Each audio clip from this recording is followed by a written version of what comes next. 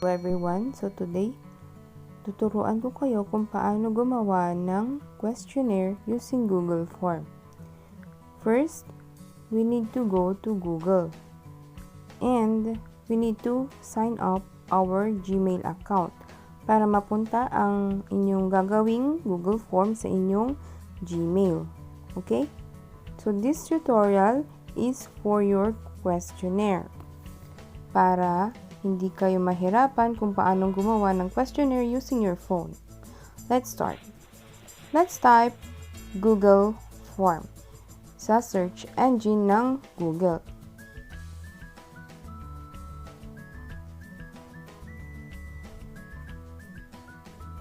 Then, pipiliin natin ang Google Form, Create and Analyze Surveys for free.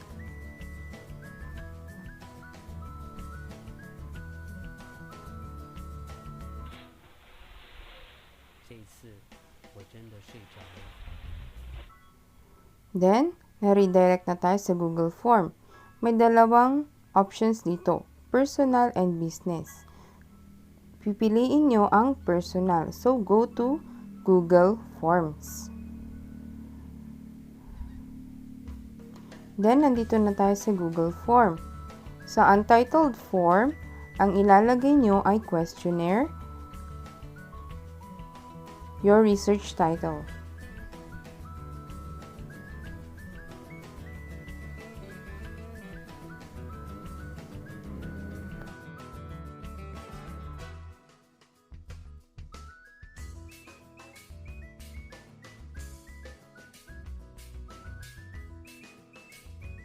Tandaan na ang inilagay kong insert here your research title ay ang inyong approved research title, okay?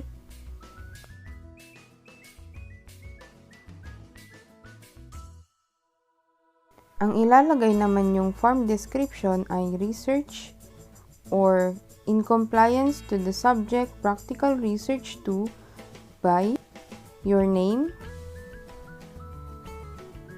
For example, Sunshine.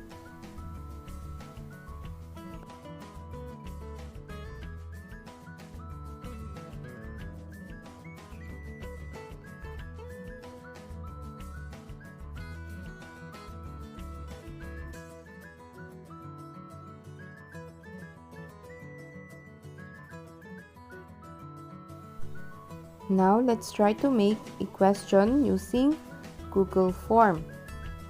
Ang first option in a traditional questionnaire ay name, and it is always optional because of the confidentiality of your respondents. Optional meaning pwedeng ilagay nila or pwedeng hindi ang kanilang pangalan sa inyong questionnaire.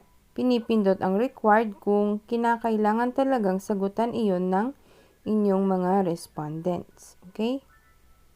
Ang katumbas ng required ay ang asterisk na kulay red. So, let's duplicate.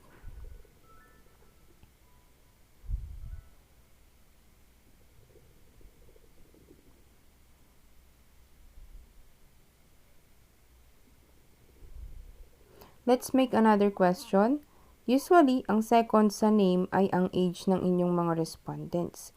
Kung hindi naman kailangan ang age ng inyong mga respondents sa inyong research, no need nang ilagay ang age. But, mostly sa mga research, nilalagay nila as optional din ang age. Depende sa content ng inyong research. So, makikita natin na ang ginamit ko sa age ay checkbox.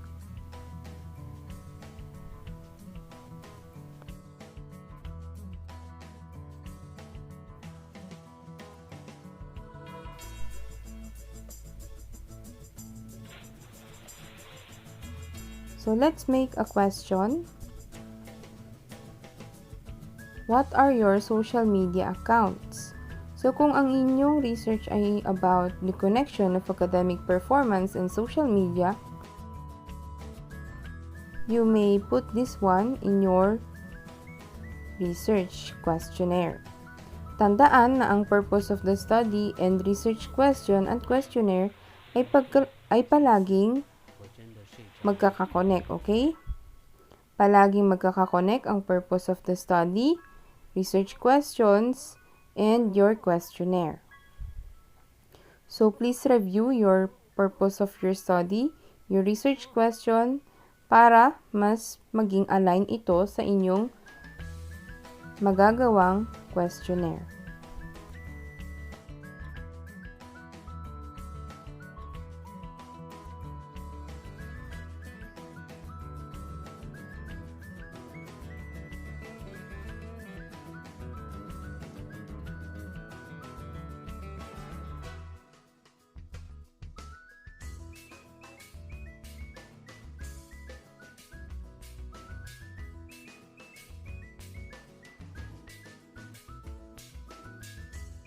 So, gumamit naman tayo ng ibang technique sa paggawa ng questionnaire. Rate your happiness. 1 to 5. 5 is the happiest. So, ang gagamitin natin dito ay linear scale.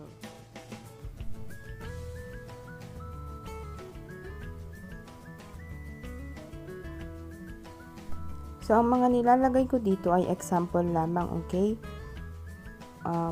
Huwag niyong seryosohin. Example lang. So, dahil nagawa na natin ang ating questionnaire, tignan naman natin kung maganda ba ito kapag pinakita natin sa iba. So, ano bang pipindutin dito? Ang pipindutin natin ay ang preview. Yung tatlong dots sa taas and yung mata. So, yan.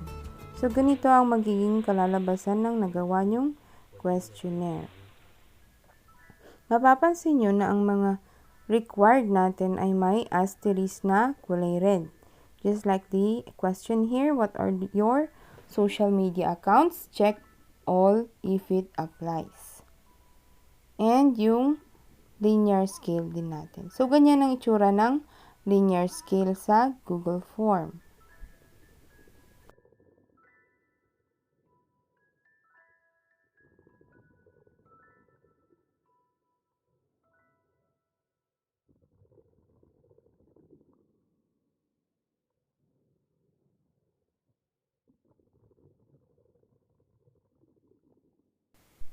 So, let's go to paano naman natin isi-send ito sa ating mga respondents.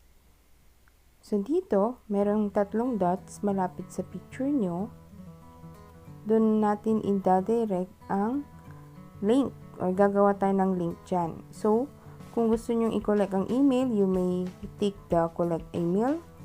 And sa tabi ng message icon, yung clip, paper clip, doon tayo pupunta. So, you need to tick the shorten URL para mas maayos tignan ang inyong link. And just click copy para i-copy-paste nyo na siya sa mga GC ng mga respondents ninyo. So, ganyan lang kadali gumawa ng questionnaire using Google Form. Please be reminded that before making your electronic questionnaire using Google Form, your questionnaire should be approved in our Edmodo class.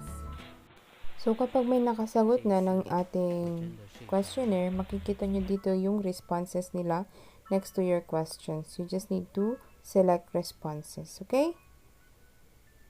Good luck!